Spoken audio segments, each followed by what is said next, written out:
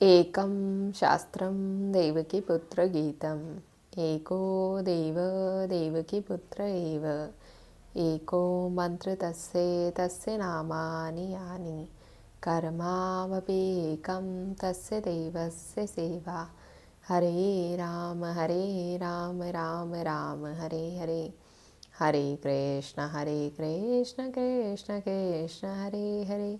बोले योगेश्वर श्री कृष्ण भगवान की जय। आइए, स्वागत है आपका अपनी इस भगवत गीता जी की जर्नी में। इस जर्नी के आज हम चैप्टर नंबर 17 पर हैं।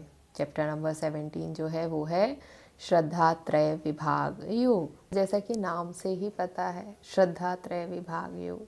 तो इस पूरे चैप्टर में जो श्रद्धा और उपासना की बात की गई है और उसके 3 गुण सत्व रज और तम, इस पूरे ही के अराउंड ये पूरा चैप्टर मूव किया है।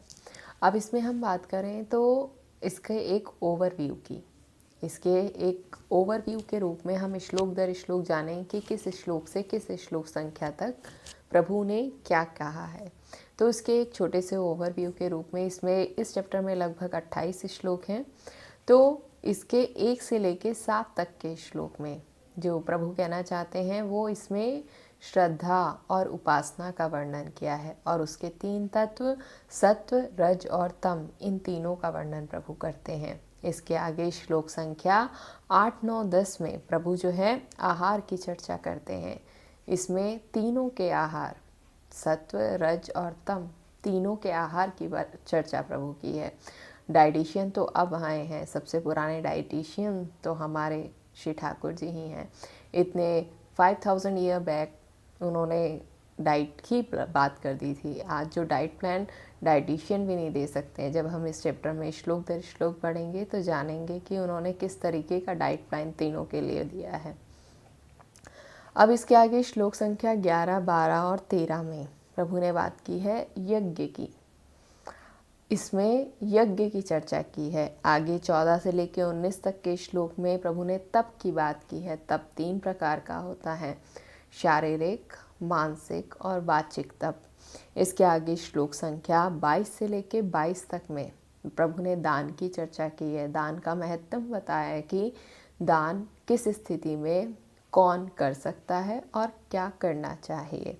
इसके आगे श्लोक संख्या 23 से 28 में प्रभु बात करते हैं ओम तत्सत। इन 3 शब्दों पे प्रभु ने कह के छोड़ा, क्योंकि कोई अगर कुछ भी नहीं कर सकता, इन तीनों में से कोई भी किसी भी प्रवृत्ति के अंदर नहीं आता है, तो वो ओम तत्सत इतना कह के प्रभु ने उनका वर्णन किया कि भगवान का स्मरण करके वो अपने सभी दुखों से मुक्ति पा सकता है। तो इस चैप्टर में अगर हम पूरे होल की बात करें तो ये चैप्टर श्रद्धा पर मेन फोकस करता है। इसके आगे श्रद्धा के 3 तत्व बताए, सत्व रज और तम। इसके आगे सत्व रज और तम के बीच में जिसकी बात की गई वो बात की गई आहार, यज्ञ, दान और तप। इन चारों के बारे में प्रभु ने विस्तृत रूप से वर्णन किया है। तो इसमें सत्व रज और तम तीनों की आहार, यज्ञ, दान और तप के बारे में जो प्रवृत्ति है वो पूरी की पूरी प्रभु ने विस्तृत व्याख्या के साथ इस चैप्टर में हमें बताया है। तो हम इसके पहले भी जब जान चुके हैं कि सात्विक, राजसिक और तामसिक इन तीनों प्रकार की प्रवृत्ति होती है। तो इस पूरे चैप्टर को जानने के बाद एक अलर्ट मैसेज, जो कि इससे पहले भी मैंने कहा कि अगर हमें ये तीनों चेक करने हैं तो वो हम अपने अंदर करें। हम दूसरों के लिए वो स्केल ना लेके बैठें कि उसमें इस तरीके का गुण है, उसमें इस तरीके की प्रवृत्ति है, कि मेरे पति तो ऐसे हैं, मेरी पत्नी ऐसी है, मेरी सास ऐसी है, उसमें ये गुण है। नहीं, अगर हम ऐसा करते हैं तो हम असुरों से भी गए गुजरे हैं। हमारी प्रवृत्ति तामसिक से भी और नीचे गई गुजरी है। तो हमें ये सब चीज़ें हमारे लिए हैं कि हम किस श्रेणी में, किसी भी व्यक्ति के अंदर तीनों प्रकार के गुण हैं, तो उन तीनों प्रकार के गुण मेरे अंदर कितने हैं और मुझे उनमें से कितने आगे बढ़ाने हैं।